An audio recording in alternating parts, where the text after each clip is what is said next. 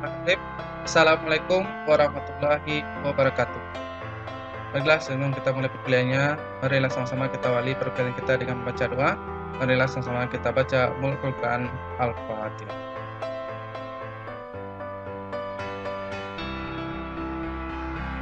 Baiklah, pada hari ini adalah perkuliahan kita di mata kuliah Teknik Riset Operasional, yang mana pada hari ini adalah pertemuan kita yang ketiga. Pada pertemuan ketiga ini, sesuai dengan silabus telah kita susun, bahwasanya perkuliahan kita akan membahas tentang materi metode grafik. Nah, sebelumnya kita telah mempelajari tentang pada pertemuan pertama kita telah memahami apa itu definisi dari riset operasional dan yang berhubungan dengan riset operasional tersebut.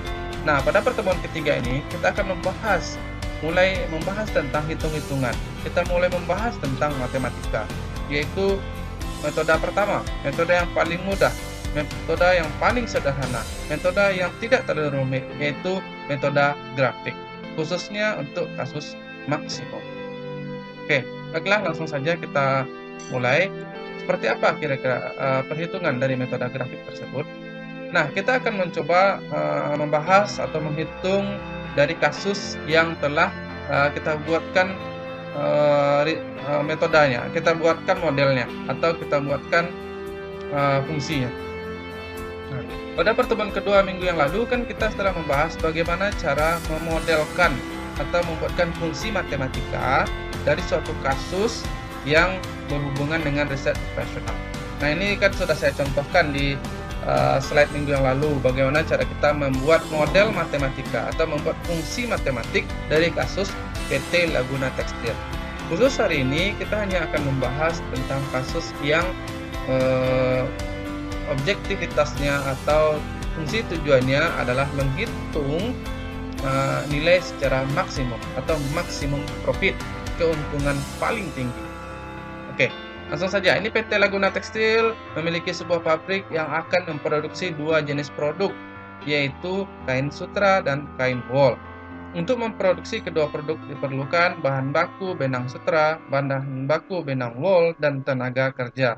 Maksimum penyediaan benang sutra adalah 60 kg per hari, benang wol adalah 30 kg per hari, dan tenaga kerja adalah 40 jam per hari.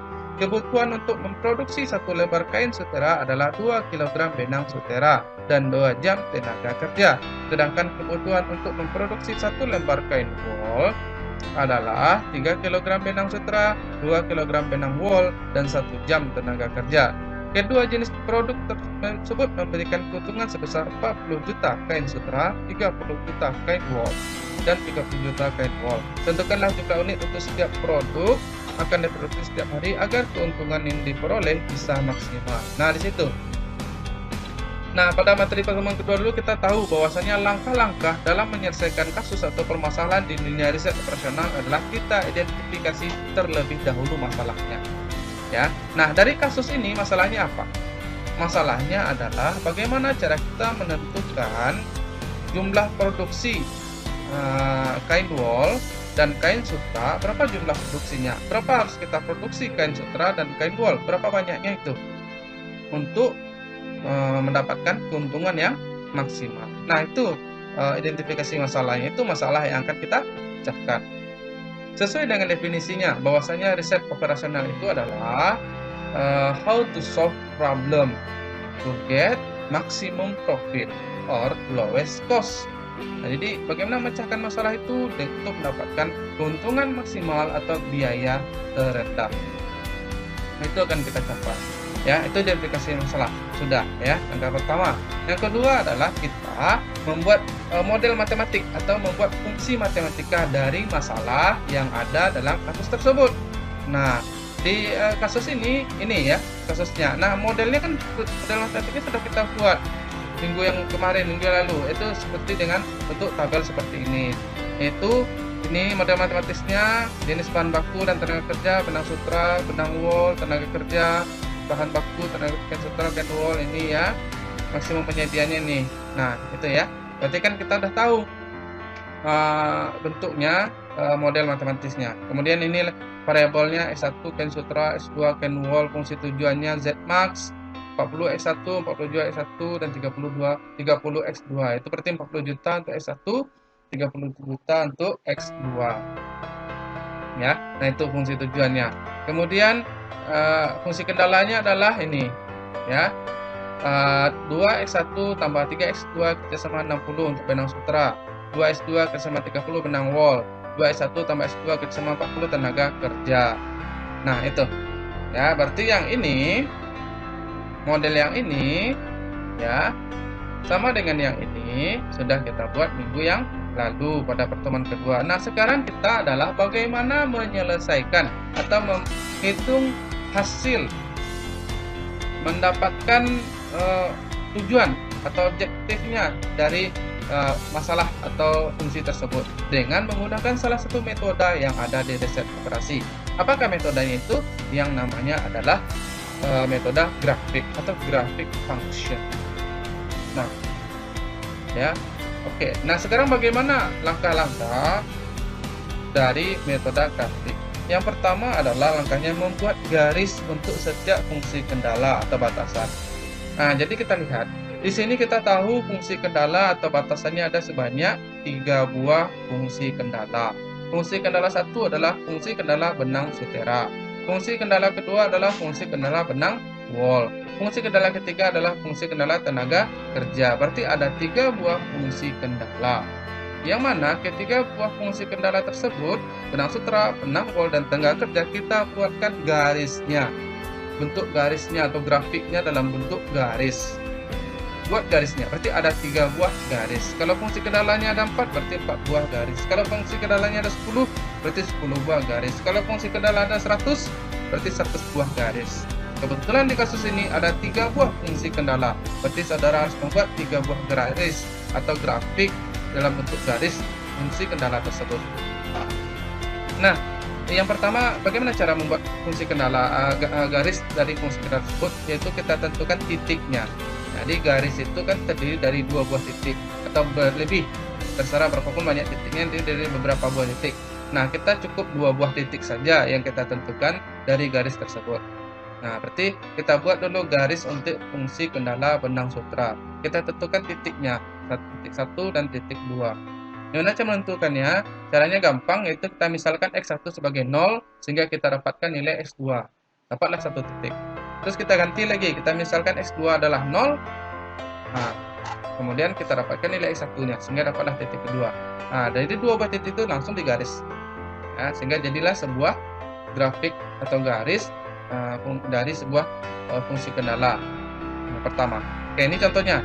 Untuk fungsi kendala benang sutra, 2X1 tambah 3X2 kecil sama, jadikan dia sama dengan, untuk membuat garis titiknya ya, 60 dengan 60. Misalkan X1 0, maka 2 kali X1 3 kali X2 dengan 60, 2 kali 0 tambah 3 kali X2 dengan 60, 2 kali 0 0, nah 3X2 dengan 60, X2 60 bagi 3, X2 20, sehingga titiknya yang pertama dari fungsi 1 adalah X1, X2, X1 nya tadi kan 0,20. Kita lanjutkan untuk titik yang kedua dari fungsi kendala pertama, 2X1 tambah X2 60. Misalkan lagi X2 nya 0, maka 2X1 tambah 3X2 dengan 60, 2X1 tambah 3 kali 0 sama dengan 60, 3 kali 0 0, berarti 2X1 sama dengan 60, X1 sama dengan 60 bagi 2, X1 sama dengan 30. Sehingga titik kedua dari fungsi pertama adalah X1, X2 30,0. Nah, dengan demikian maka garis 1 untuk fungsi 1 yaitu kain sutera, ya, sini kain sutera. Kain sutera ini ya adalah posisi titiknya adalah titik pertama 0,20, titik kedua 30,0. Nah, kita buatkan garis yang di grafiknya ya. Kemudian selanjutnya untuk fungsi kendala kedua yaitu X2 sama dengan 30. Nah, karena dia ada 1, berarti satunya kan 0, itu pasti itu. 0 tambah X2 dengan 30, X2 dengan 30 bagi 2, X2 dengan 15, sehingga titik fungsinya adalah 0,15. Nah, titik garisnya tidak miring ini, garisnya 0 X1 nya 15 X2 nya atau Y nya ya, jadi sehingga garisnya datar seperti itu. Nah, kemudian titik fungsinya 0,2, sehingga titik fungsi 2 adalah 0,15 dengan titik fungsi 2 adalah 0,20. Kemudian untuk fungsi kendala ketiga tenaga kerja, yaitu 2S1 tambah S2 sama dengan 40. Misalkan S1 sama dengan 0, maka 2S1 tambah S2 sama dengan 40. Ini misalkan S1 nya 0, S2 nya 0, S2 sama dengan 40, S2 sama dengan 40. Sehingga titiknya adalah S1, S2 untuk fungsi kendala ketiga itu 0,40.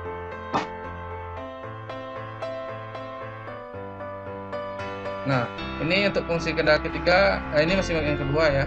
Oh ya, sudah yang ketiga ya. Nah, kemudian X1 sama dengan 0, 2S1 tambah S2 sama dengan 40, S2 nya 0, sama dengan 40, 2S1 sama dengan 40, X1 sama dengan 40 bagi 2, S1 sama dengan 20, sehingga titik yang kedua dari fungsi kendala yang ketiga adalah S1, S2, 20,0. Demikian maka garis 3 untuk fungsi kendala ketiga itu titik pertama 0,40, titik kedua 20,0. Sehingga bentuk grafiknya menjadi seperti ini. Nah, lihat ini garis satu ini ya adalah fungsi kendala yang pertama, yaitu titiknya pertama kan ini 0,30, titik yang kedua adalah 15,0. Ini titik pertama adalah X1 nya 30, ini titik pertama, X2 nya 0 atau Y nya. Nah, titik keduanya adalah X1 nya sama dengan 0, X2 atau Y nya adalah 20. Ini garisnya diaksir ke bawah ya. Kemudian untuk garis kedua nih, X1 nya atau ya X1 nya 0, X2 nya 15 atau Y dengan 15, ini ke bawah, aksir ke bawah. Kemudian untuk garis ketiga nih, X1 nya 20, Y nya 0. Yang untuk titik kedua X1 nya 0, Y nya 40. Dan ini garisnya diaksir ke bawah ya. Kemudian maka selanjutnya adalah kita melihat titik-titik mana saja yang berpotongan atau yang berpotongan dan berada di dalam aksiran tersebut. Nah, kita lihat tadi ini gambarnya ya. Ini grafiknya. Titik-titik mana saja yang dalam aksiran seluruhnya. Seluruh garis 1 diaksir ke bawah, garis 2 diaksir ke kiri bawah, garis 3 diaksir ke bawah, sehingga daerah yang berada dalam aksiran, semua aksiran adalah ini, yaitu titik A, titik B, titik C, titik D, dan titik E. Nah, berarti titik A berpotongan, titik B berpotongan, titik C berpotongan, titik D berpotongan, titik E. Nah, dari kelima titik ini manakah yang kita tidak tahu posisinya atau koordinatnya? Nah, yang tidak kita tahu itu adalah titik C dan D. Yang A, B, E sudah, karena kita tahu nih titik A ini adalah koordinatnya 0,0. Titik B ini adalah koordinatnya 20,0.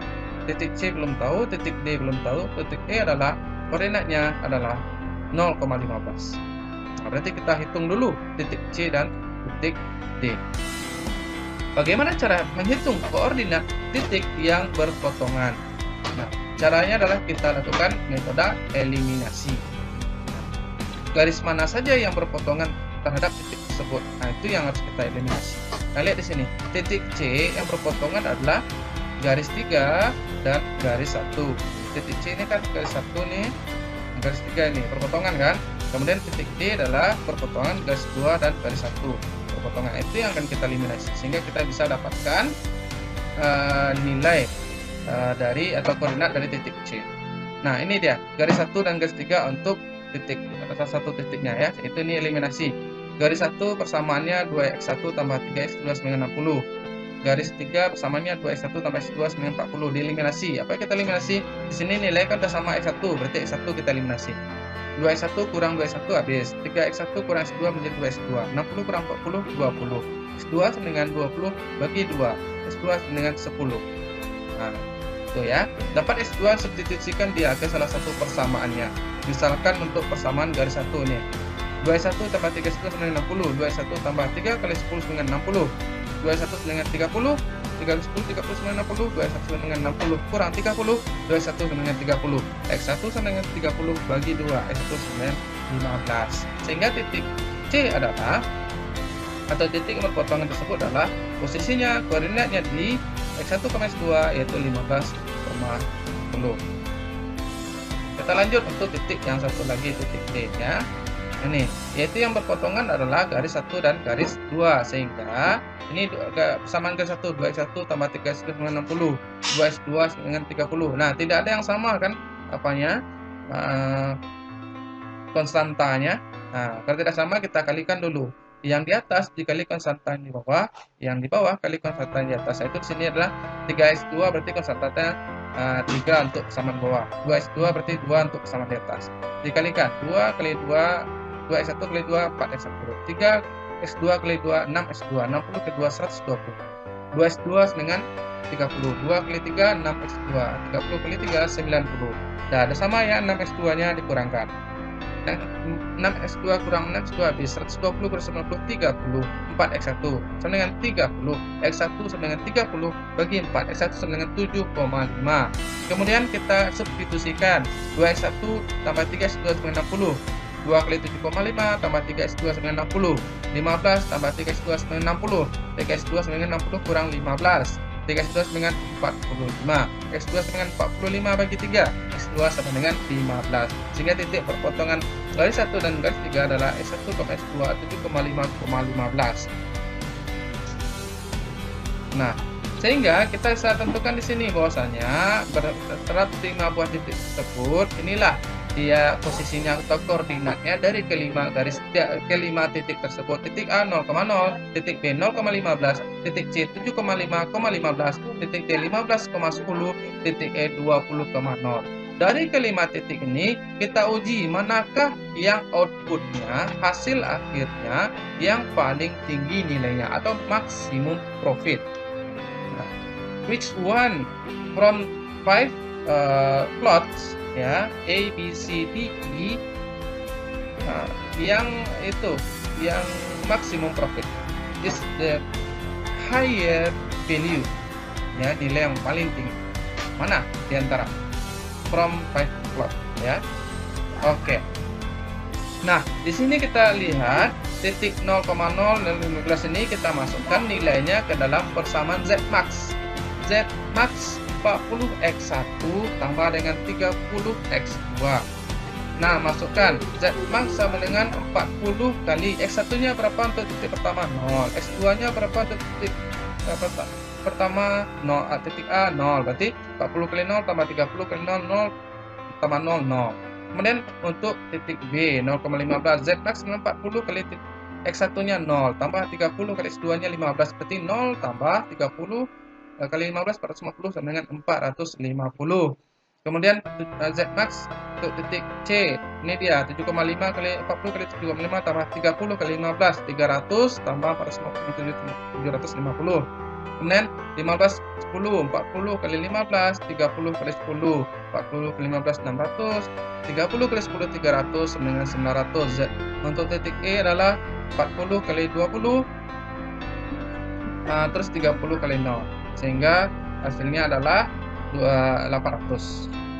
Dari ketiga titik ini manakah yang maksimum profit? Itu titik D dengan posisi titiknya adalah 15,10, yaitu 15 kali 40 kali 15 tambah 30 kali 10 sehingga sini ada 900 ya, atau dalam hitungan sini adalah 900 juta. Nah, sehingga hasil akhir atau kesimpulan dari kasus ini adalah, atau outputnya, objektifnya adalah berdasarkan pengujian kelima titik tersebut diketahui bahwa titik D memiliki nilai tertinggi atau maksimal dengan posisi titik 15,10 dengan persamaan titik 15 X1 tambah 10 X2 sama dengan 900, sehingga dapat disimpulkan bahwa untuk mendapatkan keuntungan maksimal pada perusahaan PT Laguna Tekstil dengan kondisi yang ada, maka harus memproduksi 15 kain sutra dan 10 kain wol dengan keuntungan 900 juta. Nah, ya, dari kasus itu, dari masalah tersebut, dari kondisi yang ada, saudara telah berhasil memecahkan masalahnya, memberikan solusinya, yaitu yang maksimum profit untuk perusahaan ini harus produksi sebanyak 15 kain sutra, 10 kain wol dengan keuntungan 900 juta. Itulah fungsi dari riset operasional. Ya, jadi sudah paham ya bagaimana cara untuk kasus maksimum profit. Intinya adalah baca baik-baik, pahami baik-baik, dalami sedalam-dalamnya permasalahan apa yang ada di kasus tersebut. Kemudian setelah didapatkan masalahnya apa, dimodelkan secara matematis atau dibuat model matematiknya atau dibuat fungsi matematikanya dari masalah tersebut.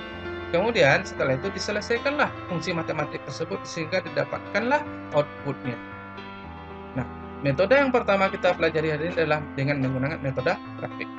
Oke, selain itu, ya saya akan juga memperlihatkan karena saudara jurusan MI Manajemen Informatika, jadi saudara tidak hanya menghitung secara manual. Saya juga akan ajarkan dengan menggunakan software. Tadi itu adalah perhitungan dengan secara manual. Sekarang kita coba menggunakan software. Nama softwarenya adalah POM-QM ya, QM for Windows atau POM-QM. Nah, itu adalah software yang khusus digunakan untuk dunia operasional dan hitung-hitungan lainnya. Itu lengkap di sana. Nanti saya akan share masternya ya. Oke, saya perlihatkan pada saudara bagaimana kita menggunakan aplikasi QM for Windows. Oke.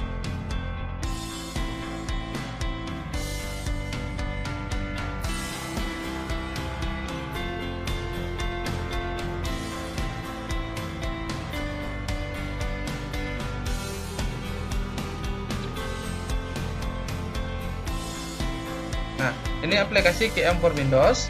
Nah, cara yang pertama adalah saudara cari di sini linear programming. Nah, sudah dilihat ini linear programming. Kita klik itu.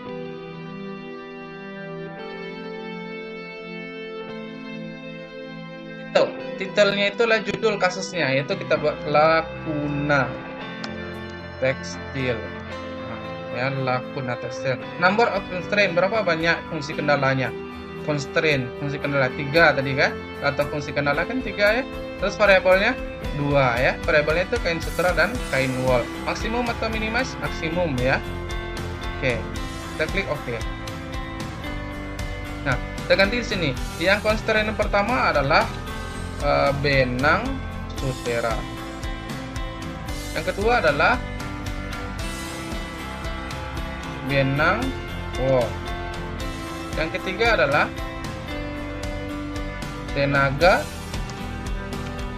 kerja. Oke, angka-angka di dalamnya kita isi.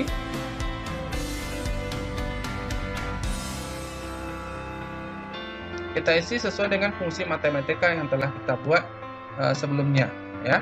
Seperti fungsi matematika yang telah kita buat sebelumnya, yang mana nilainya adalah 202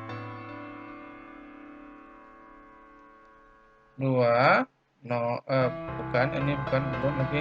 Ini 202. Oke. Nah, selanjutnya adalah 321.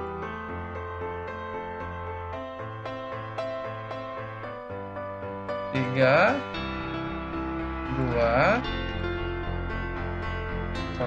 nah, ya kan? Terus kemudian selanjutnya adalah kecil sama dengan kecil tidak perlu diubah, kecil sama dengan ya. Terus 60 30 40. 60 30 40.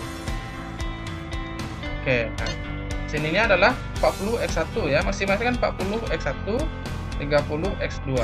Nah, itu ya. Ini 30 40 X1 30 X2. Nah, sehingga pengisian tabelnya kita udah selesai. Yaitu di sini ini model matematiknya 2x1 tambah 3x2 ke 960 ini dia. 0x1 tambah 2x2 ke 930 ini dia. 2x1 tambah 1x2 ke 940 ini dia, ya. Nah, sehingga kita sama dengan 40. Nah, kita tinggal menghitung hasilnya saja. Bagaimana caranya? Tinggal mengklik tombol solve ini. Solve. Sehingga dapatlah hasilnya di sini. Ya, ini hasilnya kita akan lihat di ini linear programming result ya. Kemudian graph. Ini grafnya. kita dapat lihat di grafnya. Kita klik graf, inilah grafiknya. Ini grafik untuk fungsi pertama, ini grafik untuk fungsi kedua. Yang datar ini fungsi ketiga. Yang biru ini constraint, ya. Kemudian angka-angkanya kita tahu di sini. Nih, kita harus memproduksi 15 X1, 10 X2 sehingga menghasilkan Z-nya 900. Oke ya. Nah, jadi demikian. Nah, sehingga itu contohnya apa yang kita lakukan secara manual, yaitu kita harus produksi 15 kain sutra dan 10 kain wol mendapatkan 900 juta sama dengan apa yang dihitung dengan menggunakan software.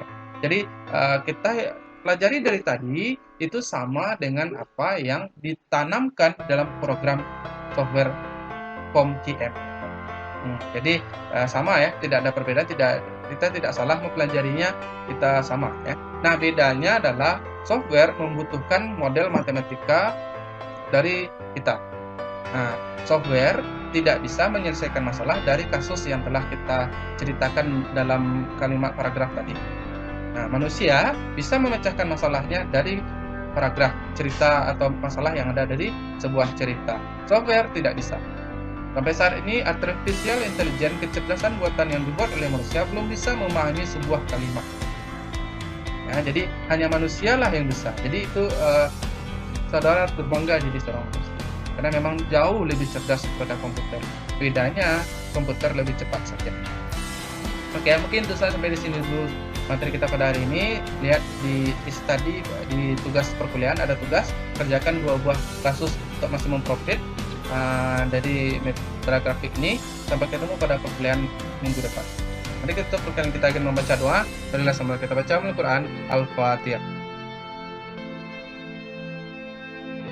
Wabillahi taufiq wal hidayah. Assalamualaikum warahmatullahi wabarakatuh.